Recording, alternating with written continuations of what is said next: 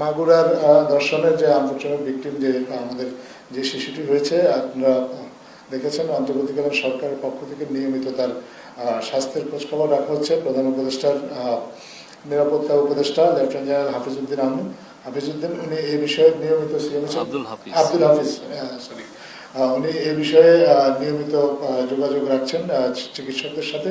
আজকে উনি চিকিৎসকদের সাথে কথা বলেছেন।